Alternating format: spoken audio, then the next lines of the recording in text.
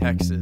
850 miles from Orange to El Paso. 900 miles from Brownsville to Texline. Thousands upon thousands of highways and dirt roads in the middle. Exploring Texas ain't no small vacation, friend. It's a lifetime endeavor.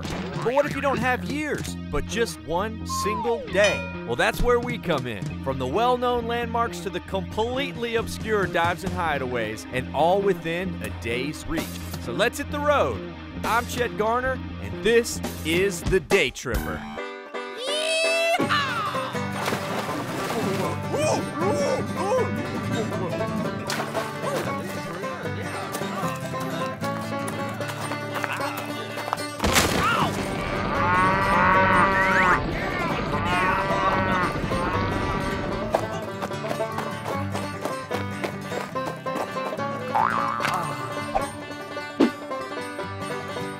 This episode was made for y'all with the help of our awesome partners. Check the caption for more info.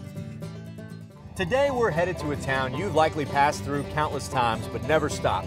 I lovingly call it the Waco of I-45. You tell someone you're coming here, the next question is almost always, oh no, what did you do? But believe it or not, you can come to Huntsville by choice. Huntsville! Huntsville sits smack dab on I-45, about 70 miles north of Houston. But from the highway, you'd never know what lies behind those piney woods. But something not hidden by the trees is Huntsville's largest welcome sign. And trust me, you definitely want to pull over for this. The great General Sam Houston. Standing 67 feet tall on a 10-foot pedestal, General Sam welcomes everyone to his neck of the piney woods. His cane alone is over 30 feet tall, and his sideburns the size of a full-grown man. He's my hero, Sammy! Completed in 1994, this colossal tribute to the first president of Texas was the work of artist David Addix, who meticulously crafted each and every detail of the giant general, building him piece by piece out of concrete, steel, and good old-fashioned sweat. After being assembled on site, Sam stands today as the world's tallest statue of an American hero. If you're looking for Sam Houston history, Huntsville is the place to be. And it's time we get back on the road because this day trip is just getting started. Huntsville, Texas is a town of around 35,000 people and the county seat of Walker County. So you might be wondering, what's this stately statue of General Houston doing in Huntsville? Shouldn't it be in, say, Houston? Well, no. You see, Huntsville is where General Sam lived on multiple occasions. It's where he raised his family and where he ultimately died. It's also the location of the Sam Houston Memorial Museum, the best place to learn about the life of one of the greatest Texans to ever live.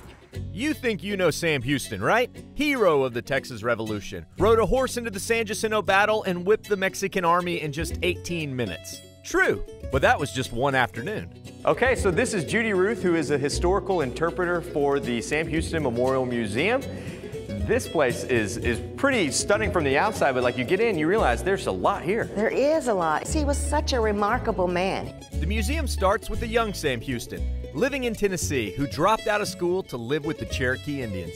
He didn't like working the plantation. He didn't like working in the mercantile store, so they thought he was going to amount to nothing. But even at that age, Sam was a special kid. So special, in fact, that Chief Ulu Teka adopted him as his son and gave him the nickname Colone, translated, the Raven. Sam eventually rejoined society and became a school teacher. Which is ironic because he only had 6 months of schooling himself. His education came from his father's huge library that he had. After teaching, Sam got his first taste of battle in the War of 1812. He got an arrow in his leg here, and he made somebody pull it out. It was a barbed one, so it went in easy, but it wouldn't come out easy. And it was a huge, deep wound. And then he got a musket ball here, in his arm, and his shoulder. He made it through the night, and they said, okay, well, we'll patch him up. He stayed in the Army, but that gave him his war hero status. And war heroes were superstars back then. A superstar status that catapulted Sam into politics and the Tennessee governorship by the ripe age of 35. But after his first marriage only lasted 11 weeks, Sam resigned and moved back in with the Cherokee. where he married an Indian woman and picked up a bad habit. And the Indians even gave him the name Big Drunk because he just stayed drunk the whole time. Andrew Jackson got wind. He said, "What are you throwing your life away? Don't, I need you. I need you to be in Texas to be my Indian agent." So Sam finally made it to Texas, and as the only war hero around, was named General of the growing Texian Army. General Houston signed the Texas Declaration of Independence, and the revolution was on. But it was a ragtag civilian army. They didn't even know how to follow orders or do anything. In fact, Sam even ordered Colonel Travis to abandon the Alamo and burn it down, an order he ignored. But eventually, Sam had the army he needed, and at San Jacinto, he and his ragtag army surprised Santa Anna and his men, winning the battle and claiming victory for Texas. Sam was soon elected the first president of the new republic. And here is the presidential mansion. It's a shack. It was a little rough beginning. As president, Sam met Margaret, the love of his life, mother of his 8 children, and the lady who helped him kick his bad habit. When Texas joined the U.S., Sam became one of its first senators. And the museum has a number of Sam's personal effects, including the Jaguar vest he liked to wear on the Senate floor and his old Stetson hat. But by far, the most important piece isn't inside the museum, but behind it. Houston's Woodland Home. This is the Woodlands home. Sam designed this and had it built in 1848, and they lived here till 1858. This is the parlor where they did all the music. No children were allowed, and this was his master bedroom. So this is where Sam lived, a place so intimately connected to the general that you can almost feel his presence. See him walking the grounds, feeding the ducks, or perhaps working in his law office, or walking to his porch with his beautiful silver sideburns fluttering gently in the breeze. The Woodland Home is so significant, it's a National Historic Landmark, right up there with the Alamo and the San Jacinto battleground. As the Civil War approached, Sam knew the slavery system was doomed. He was elected Texas governor on a pro-union ticket and tried desperately to keep Texas out of the Civil War. However, Texas eventually seceded and kicked Houston out of office. Houston returned to Huntsville shunned, broke, and forced to rent a home nobody wanted, the Steamboat House. So despite being a war hero, president of a nation, and the governor of 2 states, Sam spent his last years a political outcast before dying of pneumonia here in this very room. Sam was just a different thinker, an honest and resolute man of devout integrity, traits which ultimately led to his political downfall. One of Texas's greatest heroes passed almost without notice. But then, in 1911, Texans finally came around. They removed his common tombstone and gave him one befitting of a man like Sam. It sits today in the Oakwood Cemetery, a great place for day trippers or any Texan to pay respects to a man to whom we owe our very state. A quote by Andrew Jackson on the front reads, "The world will take care of Houston's fame." And I'd say the statue, museum, and this tombstone are a pretty good start. And as long as there's a Texas, Sam Houston's fame will never die. Oh yeah, you can't forget that Sam also has a university named after him. We now interrupt this programming to remind you to like and subscribe. Now back to the road. Sam Houston State University, founded in 1879. The Houston Museum is actually part of campus, as is Austin Hall, which Sam himself helped dedicate in 1851.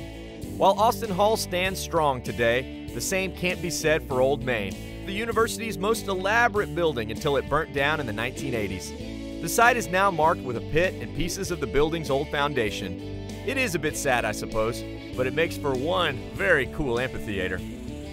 The university is now home to around 17,000 students and boasts newsman Dan Rather amongst its Bearcat alumni. You know, I was hoping for some story about Sam Houston wrestling a bearcat as a toddler or perhaps rescuing a baby from one's jaws, but no such luck. Although I'm sure he skinned and ate one at some point. Speaking of eating. So Sam Houston moved from Tennessee to Texas. A lot of people have their theories why. I think he came here for the barbecue. This is New Zion Missionary Baptist Church barbecue, but you can just call it Church barbecue. That's a little easier to say. Oh, yeah. And this is barbecue manager, cashier, and Reverend Clinton Edison. Probably not a combo you hear every day, but when you're the church pastor, church barbecue comes with the gig. This is their little piece of barbecue heaven. How it got started. Deacon Ward and some of the other deacons of the church came up to do some work and minor repairs at the church. And their wives came with them. They set up an old barbecue pit and began to start a fire. They could not prepare their husband's dinner for people stopping, wanting to know if they were selling barbecue. Just assume, church fundraiser or some type, I'm sure. And it was so many people that the following week they borrowed $50 from the church. And that has been 40 years ago. Started this building. Which, by my guess, has got to make it the longest running barbecue fundraiser ever. The barbecue is blessed. Well, it is. It is. Absolutely. It is blessed. Even before And you eat it, it's we've already been around blessed. a long time. And they show no signs of slowing down as their congregation of barbecue faithful grows every Thursday, Friday, and Saturday. Sunday, after all, is for church. But I bet these guys throw one heck of a potluck. And since Church Barbecue is church-owned and operated, all profits go back to support the church. The phrase passing the plate around has a whole different meaning. So what did you think?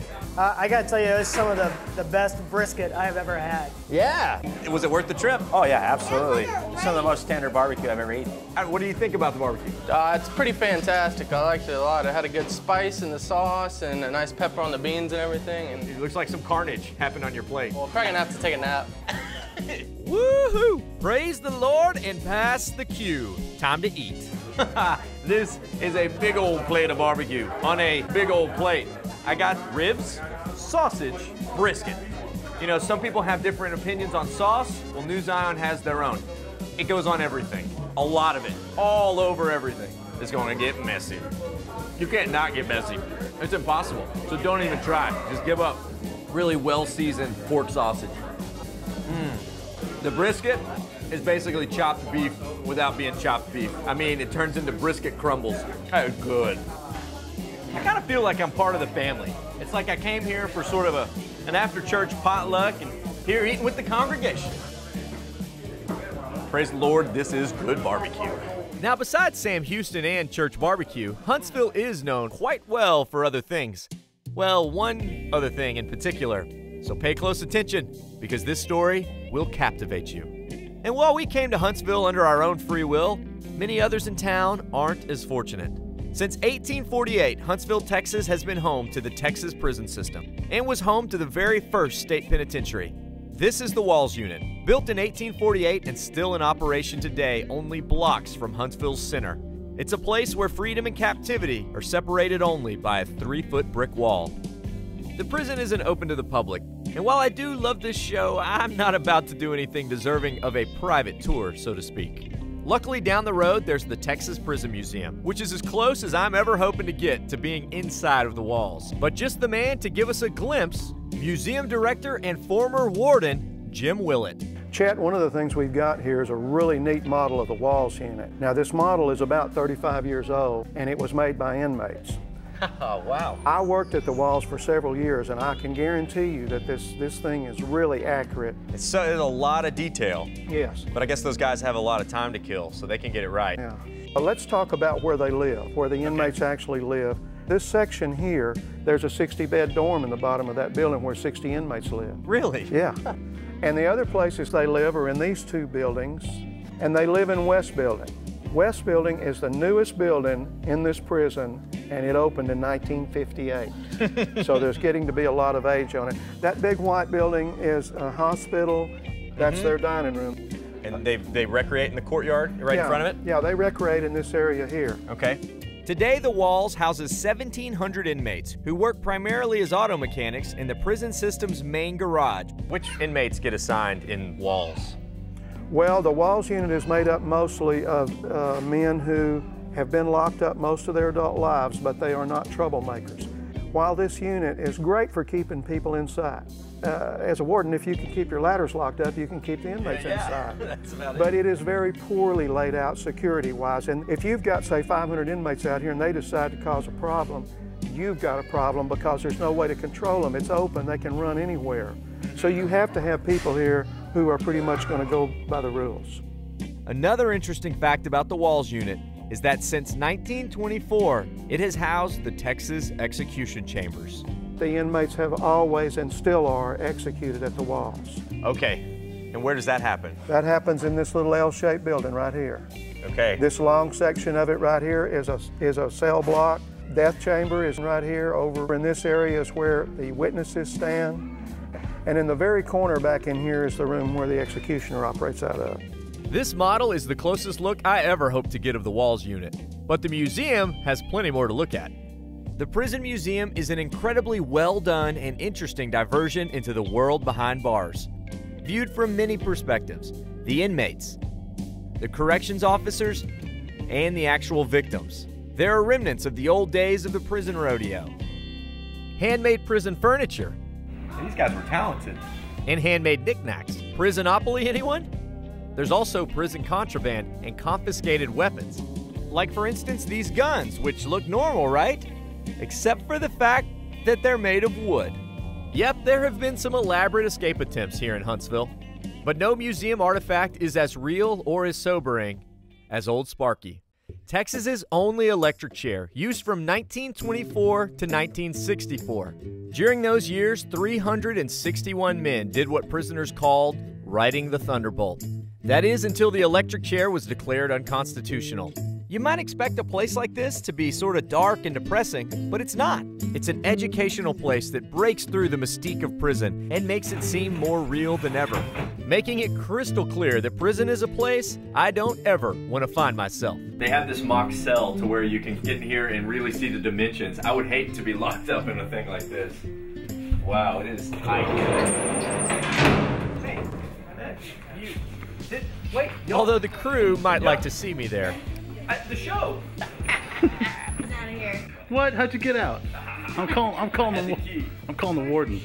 After this museum, I think a celebration of my freedom is in order. So we're headed to Huntsville State Park, nestled in the Sam Houston National Forest. Oh yeah, Sam also has a forest named after him.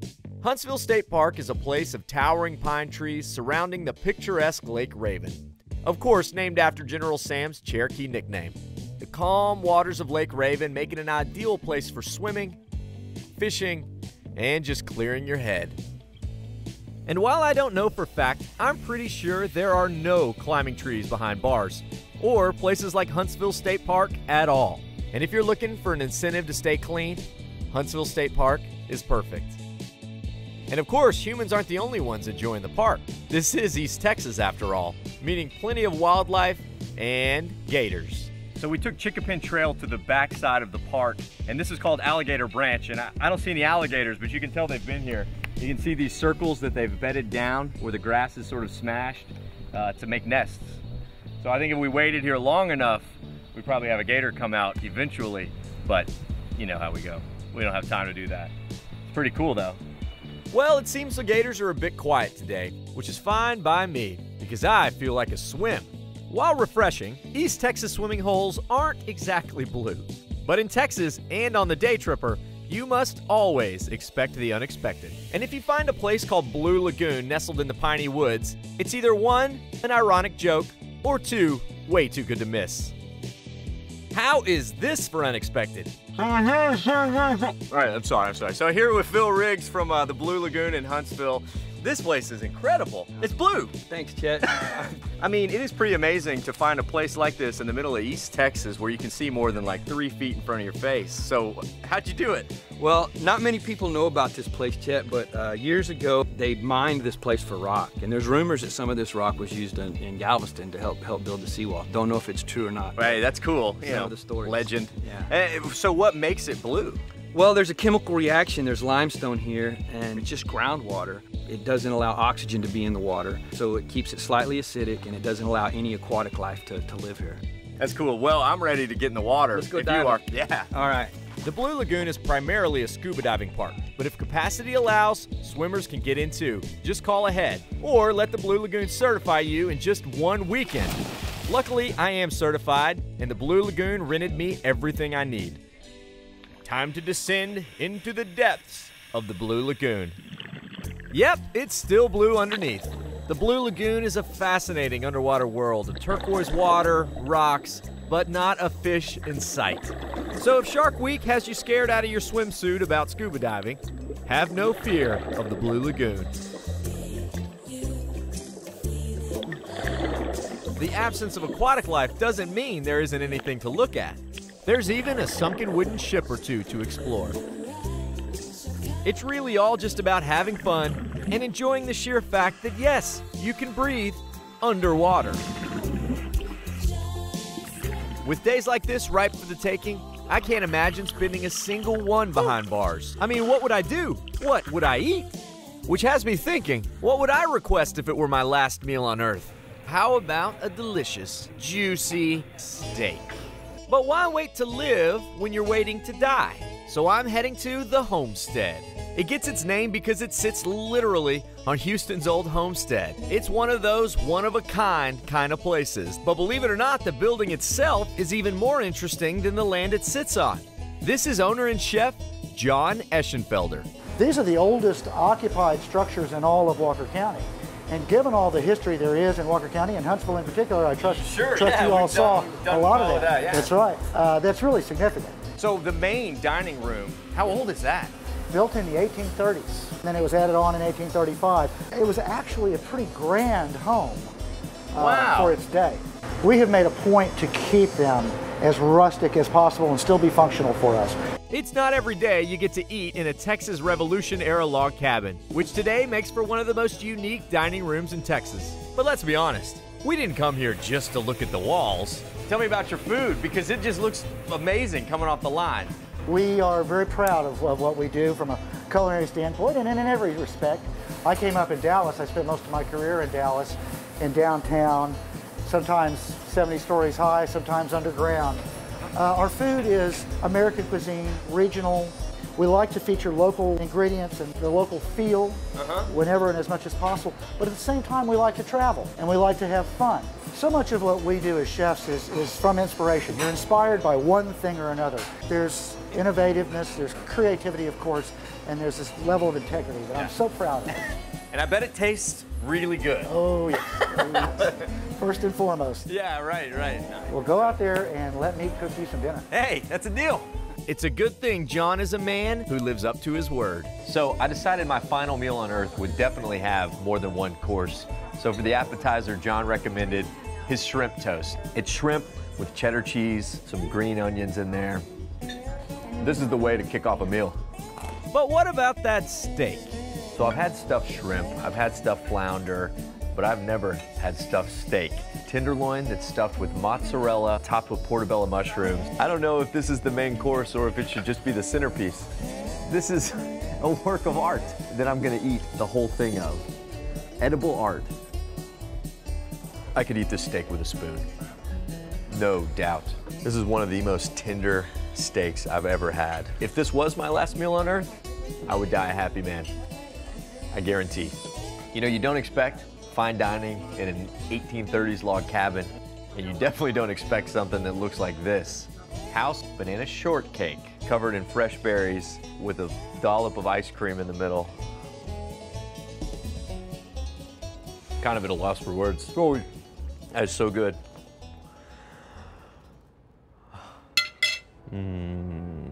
Huntsville. It's a town that lives up to its captivating reputation, but has more history, outdoors, and food than one day tripper can handle. Freedom never felt or tasted so good. And eating this steak here on Sam Houston's land, I feel closer to the General than I ever have. It's almost as if the two of us were just old pals, sitting around having dinner. Well, howdy, Daytripper. Thanks for coming to Huntsville. Well, thank you for creating Texas. My pleasure. Well, I'll see y'all out on the road. Bye con Dios, amigos. You see, Huntsville is well... Uncle Sam, General Houston.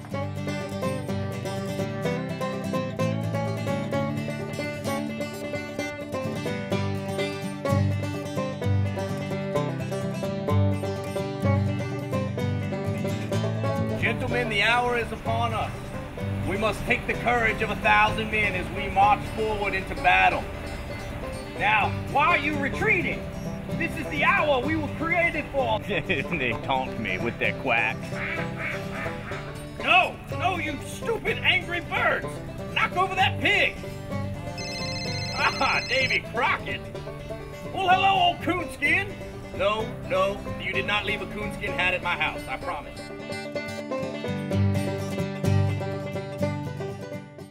Howdy, y'all. Follow along with my adventures at Daytripper on Instagram and at the Daytripper TV on Facebook and YouTube. Or head to thedaytripper.com for travel guides, past episodes, and info on our mobile app and Team Daytripper. This episode was made for y'all with the help of our awesome partners. Check the caption for more info. Howdy, y'all. Chet the Daytripper here. Thanks so much for tripping with us. Remember, while you're here, like this video, subscribe to our channel so that we can stay out there on the road and keep on tripping. Did we miss anything in this town? Leave us a comment, let us know. We love finding out about new stops with all of your tips. And if you love Epic Texas Day Trips, remember to check our channel. We got a lot of them on there. Also, don't forget, if you want some sweet Daytripper merch or another cool Texas-made product, come see us in Georgetown at the Daytripper World Headquarters. You can also shop online if you check the link down there in the caption. All right, y'all. Bye con Dios, amigos.